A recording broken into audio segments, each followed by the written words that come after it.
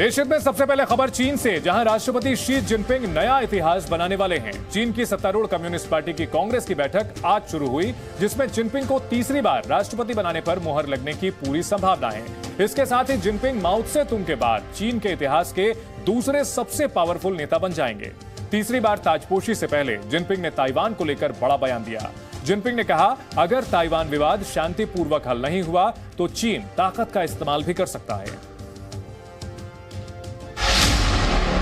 坚决开展反分裂、反干涉重大斗争。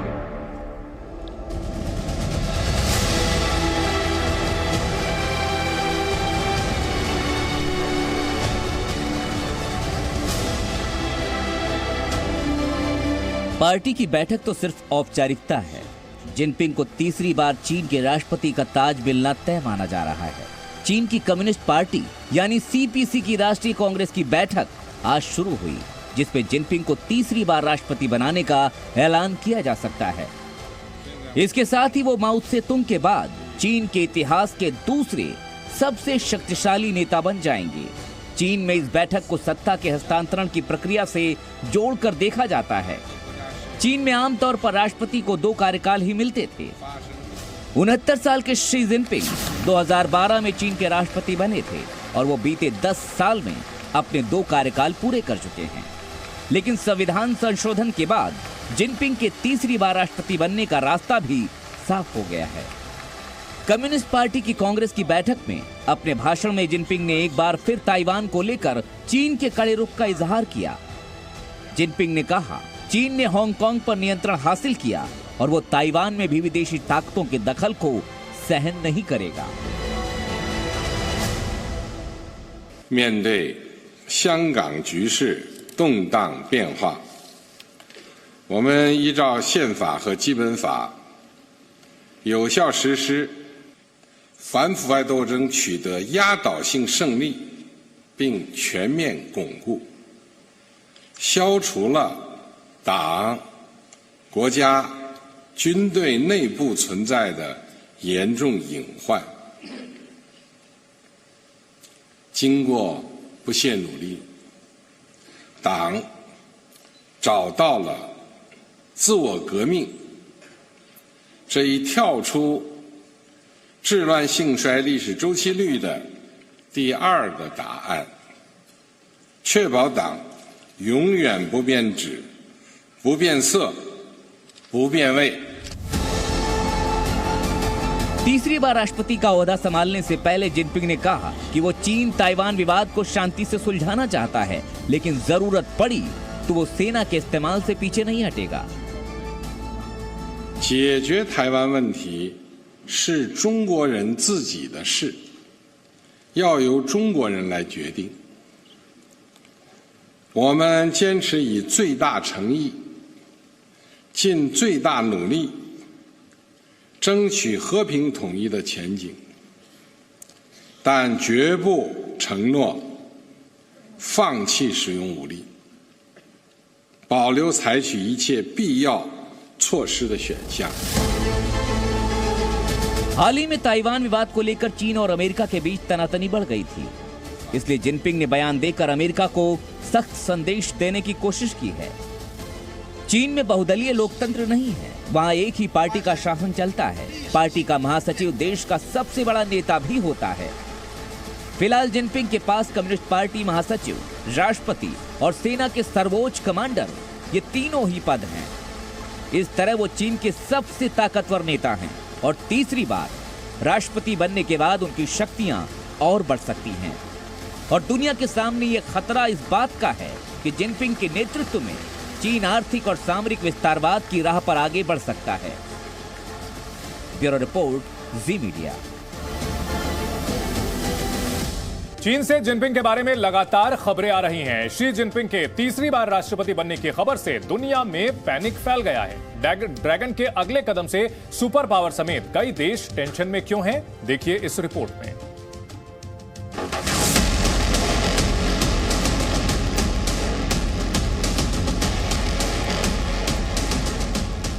तानाशाह की ताजपोशी, दुनिया में खलबली। अमेरिका से ताइवान तक बढ़ गई टेंशन। शी जिनपिंग के तीसरी बार चीन की बागडोर संभालने की खबर से दुनिया भर में घबराहट है। चीन की आक्रामक और विस्तारवादी नीतियों के और बढ़ने की आशंका से दुनिया के कई देश डरे हुए हैं। घबराहट की पहली वजह ताइवान पर चीन की नजर। चीन और ताइवान के बीच तलकी का इतिहास काफी पुराना है। चीन ताइवान पर अधिकार जमाता रहा है। जिनपिंग के सत्ता में आने के बाद कई बार ताइवान में चीन की सेना ने खौफ की दस्तक दी है।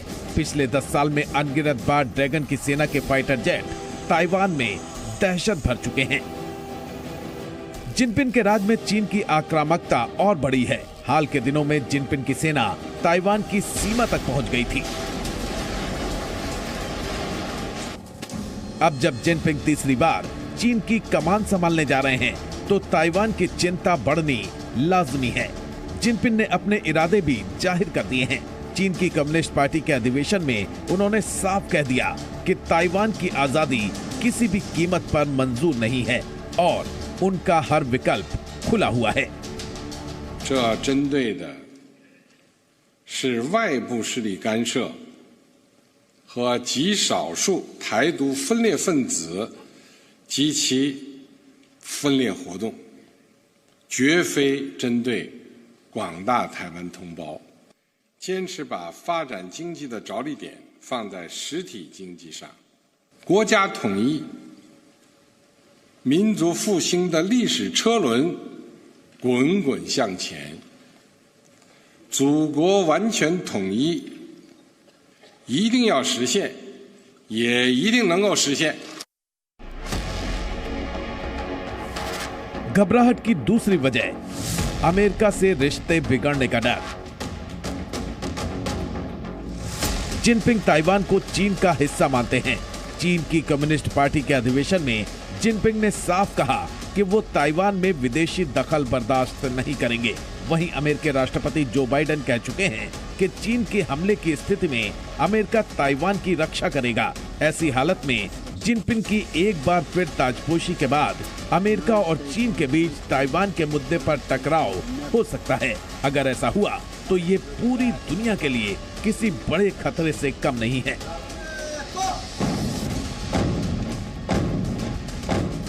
घबराहट की तीसरी वजह एलएसी पर बढ़ सकता है तनाव। जिनपिंग के राष्ट्रपति रहते हुए एलएसी पर हिंसक झड़प हुई। 2020 में गलवान में हुए संघर्ष के बाद एलएसी पर कई बार टकराव के हालात बने। हालात इतने बिगड़ गए कि कड़कड़ाती सर्दी में भी दोनों तरफ की सेनाएं एलएसी पर तैनात रहीं। इस दौरान चीन लद्दाख से अरुणाचल प्रदेश तक साजिश रचता रहा। लद्दाख में पैंगोंग लेक पर पुल बनाना हो या अरुणाचल के पास तक रेल नेटवर्क तैयार करना, चीन हर संभव साजिश रचता रहा। इसीलिए जिनपिंग का फिर से चुना जाना किसी खतरे से कम नहीं है। भारतीय फौज मुस्तैद है। चालबाजी और दादागिरी बताती है कि जिनपिंग के राज में ड्रैगन कभी भी कोई भी साजिश रच सकता है। घबराहट की चौथी वजह चीन की विस्तारवादी नीति। पिछले कई दशक से चीन साउथ चाइना सी पर अपना दावा ठोकता आया है। चीन साउथ चाइना सी की खनिज संपदा पर नजर गड़ाए बैठा है। चीन को साउथ चाइना सी में अमेरिका की मौजूदगी भी अखरती रहती है। जिनपिंग के सत्ता में आने के बाद से साउथ चाइना सी में ड्रैगन की दादागिरी और बढ़ी है।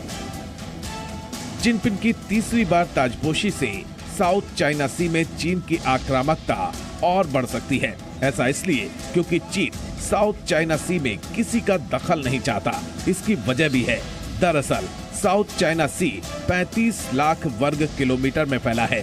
समुद्र के इस टुकड़े पर करीब 250 छोटे बड़े द्वीप हैं। ये इलाका हिंद और प्रशांत महासागर के बीच है। चीन Taiwan, Vietnam, Malaysia, Indonesia, Brunei और फिलीपींस से घिरा हुआ है। द्वितीय विश्व युद्ध के दौरान पूरे इलाके पर जापान का कब्जा था। जापान हारा तो चीन ने इस पूरे टुकड़े पर कब्जा जमा लिया। सवाल यह है कि चीन के लिए साउथ चाइना सी इतना अहम क्यों है? चीन क्यों समुद्र के इस टुकड़े पर एकाधिकार चाहता है? दरअसल दुनिया में होने वाले व्यापार का 80% समुद्री मार्ग से होता है। इस व्यापार का करीब 1/3 साउथ चाइना सी से होकर गुजरता है। यहाँ से सालाना करीब $3.37 ट्रिलियन का कारोबार होता है। साउथ चाइना सी में खनिज संपदा का अपार भंडार है। ऐसे में साउथ चाइना सी में हर मुल्क की दिलचस्पी है, लेकिन चीन ने इस इलाके की मजबूत घेराबंदी की हुई है। चीन की दादागिरी ऐसी है कि कोई देश उसके सामने नहीं टिक पा रहा। इसके अलावा चीन की विस्तारवादी नीतियों से भी दुनिया डरी हुई है। जिनपिंग के राज में चीन ने कर्ज देकर कई देशों को अपने जाल में फंसाया है। अब जब जिनपिंग और ज्यादा ताकत के साथ चीन की सत्ता संभालने जा रहे हैं, तो ड्रैगन की आक्रामक और विस्तारवादी नीतियां और बढ़ने की आशंका है। ऐसा हुआ तो ये दुनिया के लिए किसी खतरे से कम नहीं होगा। ब्यूरो रिपोर्ट, जी मीडिया। जिनपिंग की ताजपोशी से भले ही दुनिया में घबराहट है, लेकिन कुछ मुद्दे ऐसे भी हैं जिनसे इस तानाशाह की भी मुश्किलें बढ़ सकती हैं। आपको दिखाते हैं जिनपिंग के सामने वो 10 चुनौतियां जिनसे उन्हें पार पाना होगा। जिनपिंग के सामने पहली चुनौती गरीब देशों को कर्ज के जाल में फंसाने के आरोप से निपटने की होगी। जिनपिंग के सामने दूसरी चुनौती साउथ चाइना सी में टकराव का समाधान निकालने की होगी। साथ ही जिनपिंग को हांगकांग में लोकतंत्र समर्थकों का आंदोलन भी चुनौती दे रहा है और उनकी परेशानी बढ़ा रहा है। इसके अलावा ताइवान मामले पर अमेरिका से सीधी चुनौती भी जिनपिंग की मुश्किलें बढ़ाने के लिए काफी है। साथ ही चीनी कंपनियों की इमेज सुधारने की भी चुनौती जिनपिंग पर होगी। इन कंपनियों पर दुनिया भर में जासूसी करने का, चीन के लिए जासूसी करने का आरोप लगता रहा है। साथ ही बेल्ट एंड रोड इनिशिएटिव पर तनाव से निपटना भी जिनपिंग की बड़ी चुनौती होगी। कई देशों में इसका विरोध हो रहा है, जिसमें उसका चहेता पाकिस्तान भी है। इसके अलावा भारत समेत कई पड़ोसियों से सीमा विवाद चीन के लिए मुश्किलें खड़ी करता रहा है और जिनपिंग को इससे निपटना होगा। इसके अलावा वीगर मुसलमानों का मसला भी चीन के लिए गले की हड्डी बना हुआ है और जिनपिंग अभी तक इसे सुलझा नहीं पाए हैं। साथ ही साथ चीन की कमजोर होती अर्थव्यवस्था भी जिनपिंग का सिरदर्द बढ़ाने के लिए काफी है। और आखिर में एप्पल समेत कई बड़ी कंपनियों का चीन छोड़ना भी नई मुश्किलों के आने का सिग्नल माना जा रहा है।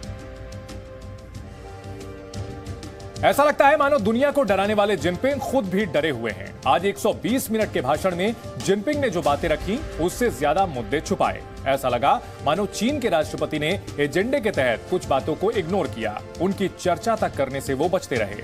चीन में ये भी सवाल उठ रहे हैं कि जिनपिंग राष्ट्रपति चुने जाने के बाद क्या अपना तीसरा टर्म पूरा भी कर पाएंगे।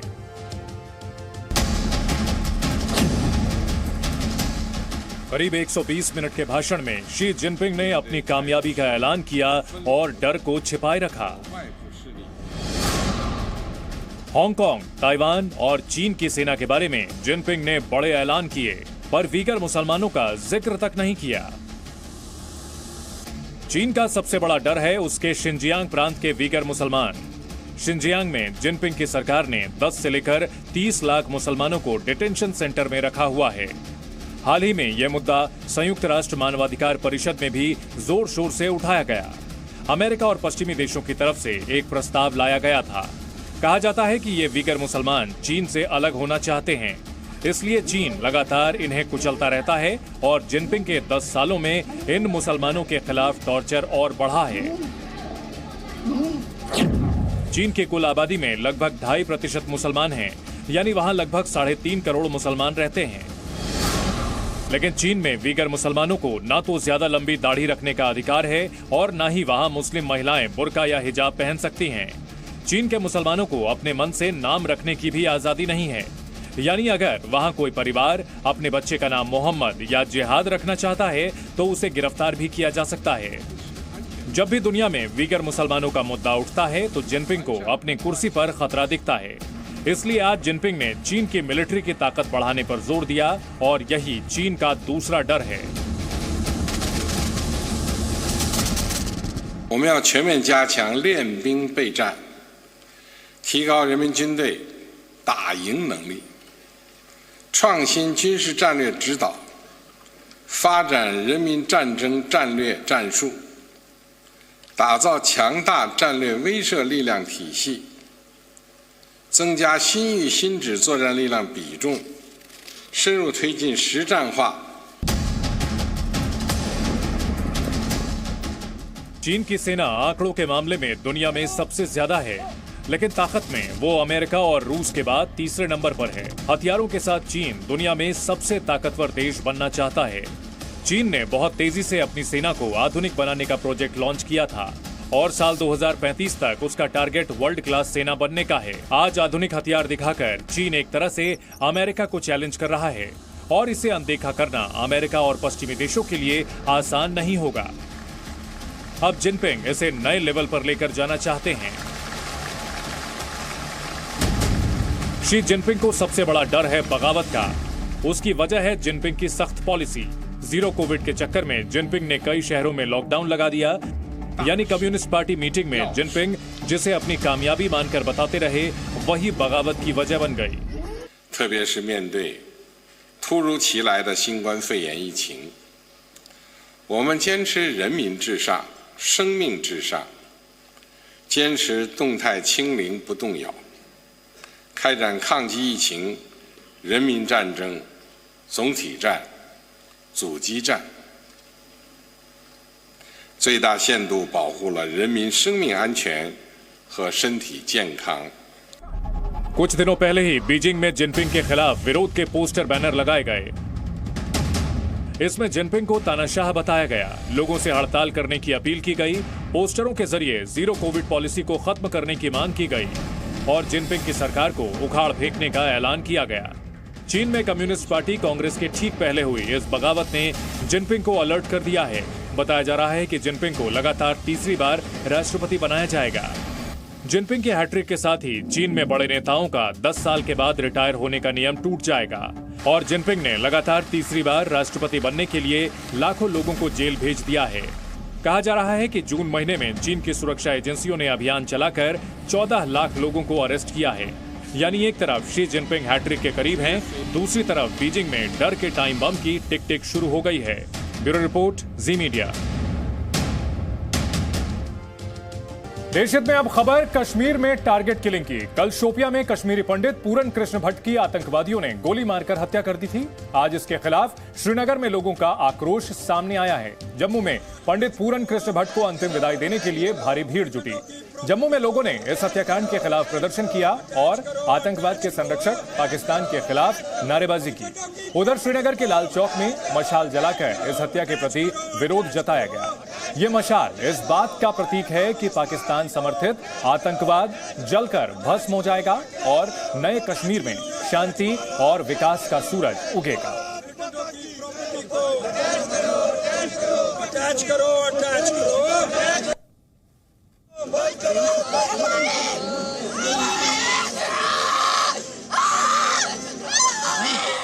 ये तस्वीर देखकर किसी की भी आंखें नम हो जाएंगी।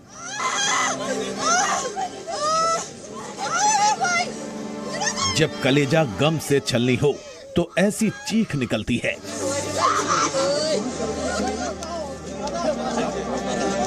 दर्द की ये चीख सुनकर पत्थर भी पिघल जाएगा।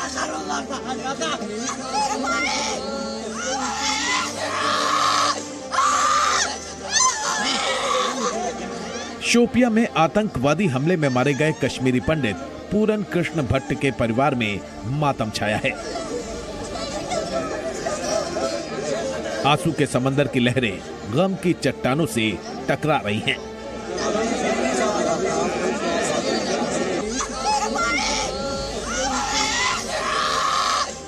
परिवार का रो रो कर बुरा हाल है। टारगेट किलिंग के शिकार पूरन कृष्ण भट्ट की पत्नी स्वीटी पर तो जैसे दुखों का पहाड़ टूट पड़ा। आतंकवादियों ने उनका सुहाग उजाड़ दिया। पूरन कृष्ण की बहन नीलम के आंसू भी नहीं सूख रहे। जिस भाई की कलाई पर वो राखी बांधती थी वो टारगेट किलिंग का शिकार हो गया। पूरन कृष्ण भट्ट के शव को शोपिया से जम्मू में उनके घर ले जाया गया। वहां बड़ी संख्या में लोग उन्हें आखिरी विदाई देने के लिए मौजूद थे। जब पूरन कृष्ण भट्ट के पार्थिव शरीर को अंतिम संस्कार के लिए ले जाया जाने लगा तो परिवार और दोस्तों के दुखों का बांध टूट गया। वो फूट फूट कर रोने लगे। लोग पूरन कृष्ण की मौत से गमगीन थे। साथ ही उनके मन में उन आतंकवादियों के प्रति गहरा आक्रोश था जो घाटी में कश्मीरी पंडितों के खिलाफ खूनी साजिश रच रहे हैं। हमें नहीं लगता कि अभी माहौल यहाँ पे काम करने लायक है। हम लोग सिर्फ इतना ही अपील कर रहे हैं कि जब तक ये माहौल आपको लगता है इन योर बुक द माहौल गेटिंग ठीक, टिल द टाइम काइंडली हम लोगों को जम्मू में अटैच कर दिया जाए। जब माहौल आपको लगता है कि ठीक हो जाएगा तो we will be getting back. एक के बाद एक टारगेट किलिंग की घटनाओं के बाद कश्मीरी हिंदुओं ने फिर घाटी में अपनी सुरक्षा को लेकर सवाल उठाए। पूरन कृष्ण की अंतिम यात्रा के दौरान जुलूस में शामिल लोगों ने आतंकवाद और पाकिस्तान के खिलाफ नारेबाजी की।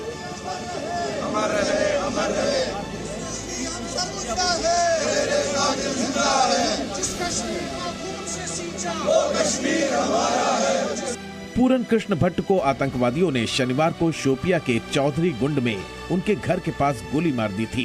जख्मी हालत में पूरन को अस्पताल में भर्ती करवाया गया, लेकिन उनकी जान नहीं बच सकी। पूरन की पत्नी स्वीटी भट्ट ने बताया कि हत्या से कुछ देर पहले पति के साथ उनकी बात हुई थी। मेरी 12 बजे बात हुई, वो बाग में बैठे थे, वीडियो कॉल की उन्होंने बोला मैंने कहा आप कहाँ हो, बोलते मैं बाग में हूँ। मैंने कहा आप क्यों बाग में गए, घर जाओ। कहते घर पे कोई नहीं है, सारे बाग में, मैं भी इधर ही आ गया। तो मैंने कहा चले जाओ आप घर में। कहते अच्छा थोड़ी देर में जाता हूँ। फिर उन्होंने घर में फ़ोन ही नहीं किया, 1 बज गए। मैंने कहा मैं उनको फ़ोन करके पूछूं कि आपने खाना खाया। मैंने फ़ोन किया, वहाँ एक लड़की ने उठाया, उसने कहा उनको गोली मार दी। पूरन की हत्या के बाद परिवार बेसहारा हो गया है। पूरन की पत्नी स्वीटी भट्ट अपने पति के लिए इंसाफ के लिए और बच्चों की शिक्षा की मांग कर रही हैं। बच्चों के लिए बोलती हूँ मैं, बच्चों को कुछ मिलना चाहिए, इनकी एजुकेशन मिलनी चाहिए इनको फ्री में। इनकी जॉब भी नहीं थी, हमारे अपने बाग थे, हम उस पे ही चलते थे। अब ये भी चले गए, उनको कौन चलाएगा।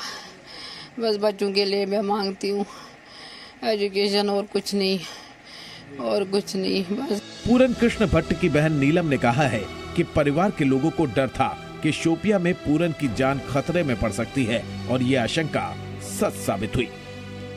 बहुत डर था, बहुत डर था, सभी में बहुत डर था। क्योंकि मैं भाई से पूछती थी कि आस पड़ोस जो है मुसलमान वो क्या कह रहे हैं। तो जिन्होंने हमें वहाँ जिन्होंने हमें आश्वासन दिया था कि आप रह लो, आपको कोई कुछ नहीं करेगा। 90 में जब बोला था, पड़ोसी ने बोला था कोई कुछ नहीं करेगा। 90 से रह रहे थे। अब जब से टारगेट किलिंग हो रही है तो वो आस पड़ोस वाले भी बोल रहे हैं हमें कुछ नहीं पता ये कौन कर रहा है। नीलम भट्ट ने बताया कि पूरन कृष्ण की बेटी ने उन्हें शोपिया जाने से मना किया था। पूरन ने बेटी से वादा किया था कि वो जल्द लौट आएंगे। टारगेट से पहले वो 10-12 दिन ही थे। फिर बच्चों ने बेटी ने बहुत मना किया था। इस बार बहुत मना किया था, मत जाओ पापा मत जाओ। इस बार मुझे दिल घबरा रहा है, मत जाओ, वहाँ का हालत ठीक नहीं है। मगर फिर बोला नहीं, मैं 1 हफ्ते में ही वापस आ जाऊंगा, आप टेंशन मत लेना, मैं 1 हफ्ते में वापस आ जाऊंगा। फिर वापस आए नहीं। कश्मीरी पंडित पूरन कृष्ण भट्ट की टारगेट किलिंग की जिम्मेदारी KFF नाम के आतंकवादी संगठन ने ली है। इधर इस मामले में राजनीति भी शुरू हो गई है। PDP प्रमुख महबूबा मुफ्ती ने आरोप लगाया कि बीजेपी की सरकार वोट की खातिर कश्मीरी पंडितों का खून भी बेच देगी।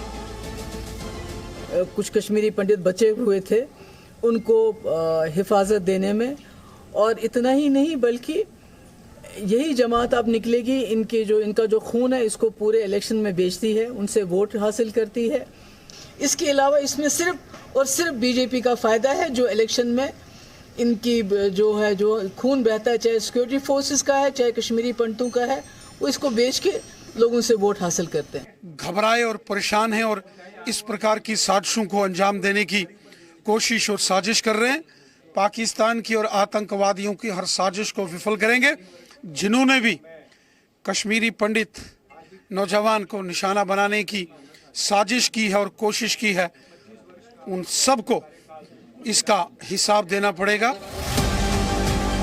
जम्मू कश्मीर में अनुच्छेद 370 खत्म होने के बाद आतंकवाद की कमर टूट गई है। सेना, अर्धसैनिक बलों और पुलिस के ज्वाइंट ऑपरेशन से आतंकवादी नेटवर्क ध्वस्त होने की कगार पर है। ऐसे में हताश आतंकवादी संगठन सॉफ्ट टारगेट तलाश रहे हैं ताकि वो खून खराबा कर अपनी मौजूदगी दर्ज करवा सके।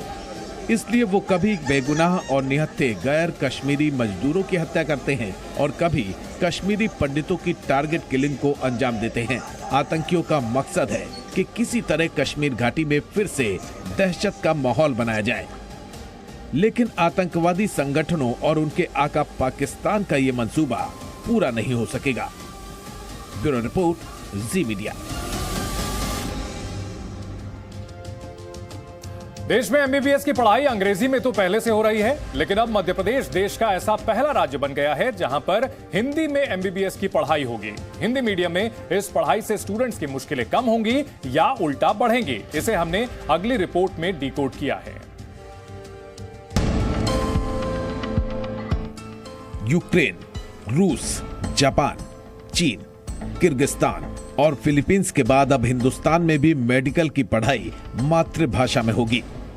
हिंदी में मेडिकल की पढ़ाई की शुरुआत मध्य प्रदेश में होगी। देश के गृह मंत्री अमित शाह ने मध्य प्रदेश सरकार के हिंदी में मेडिकल की पढ़ाई के पूरे प्रोजेक्ट को प्रदेश को समर्पित किया। मेडिकल की पढ़ाई हिंदी में शुरू हो रही है। कुछ समय में इंजीनियरिंग की पढ़ाई भी हिंदी में शुरू होगी और देश भर में 8 भाषाओं में इंजीनियरिंग के अभ्यासक्रम का अनुवाद शुरू हो चुका है। कुछ ही समय में देश के सारे विद्यार्थी अपनी मातृभाषा में टेक्निकल और मेडिकल एजुकेशन लेने की शुरुआत करेंगे। मध्य प्रदेश के 97 डॉक्टरों की टीम ने 4 महीने में रात दिन काम कर अंग्रेजी की किताबों का हिंदी में अनुवाद किया। इस प्रोजेक्ट को मंदार नाम दिया गया। मध्य प्रदेश के मेडिकल कॉलेजों के प्रोफेसर और हिंदी के जानकारों ने एमबीबीएस फर्स्ट ईयर के किताबों का ट्रांसलेटेड वर्जन तैयार किया है। एमबीबीएस फर्स्ट ईयर की 5 किताबों का हिंदी में अनुवाद किया गया। अनुसूचित जाति जनजाति के बेटा बेटी जो हिंदी माध्यम में पढ़ के मेडिकल कॉलेज में पहुंच तो जाते थे, लेकिन अंग्रेजी के मकड़जाल में ऐसे फंसते थे कि कई बार पास नहीं हो पाते थे। फर्स्ट सेमेस्टर में फेल होते थे, आगे कठिनाई होती थी, हीन भावना से ग्रसित होते थे। और मैं ऐसे बच्चों को भी जानता हूं जिन्हें अंग्रेजी के ना जानने के कारण प्रतिभा होते हुए भी मेडिकल की पढ़ाई छोड़ दी और कुछ तो आत्महत्या के कगार तक पहुंच गए। आज का दिन उन बच्चों की जिंदगी में नया सवेरा लाने वाला है, अंग्रेजी की गुलामी से मुक्त करने वाला है। इसी के साथ भारत अब दुनिया के उन देशों में शामिल हो गया है जो अपनी मातृभाषा में मेडिकल की पढ़ाई कराते हैं। साथियों, दुनिया की हर स्टडी ने कहा है, दुनिया के हर शोध ने कहा है कि मातृभाषा की लर्निंग, उसकी अंडरस्टैंडिंग, उससे बड़ा कुछ नहीं होता। देखिए, हम सपना देखते हैं तो अपनी मातृभाषा में देखते हैं। यदि हम अपने उद्गार को ठीक ढंग से प्रदर्शित करते हैं तो वो मातृभाषा में करते हैं। दुनिया में बहुत सारे ऐसे देश हैं जिन्होंने मातृभाषा में अपनी मेडिकल की पढ़ाई की है और WHO ने एक रिपोर्ट में इस बात को इंगित किया है कि वो देश, चाहे फ्रांस, जर्मनी, जापान या चाइना हो, जो मातृभाषा में अपनी पढ़ाई मेडिकल की कराते हैं, उनके डॉक्टर्स की डिलीवरी, सर्विस डिलीवरी बहुत अच्छी होती है। जाहिर है, प्रदेश सरकार के इस कदम से उन छात्रों का डॉक्टर बनने का सपना साकार होगा जो अंग्रेजी मीडियम की पढ़ाई की वजह से डॉक्टरी का कोर्स नहीं कर पाते थे।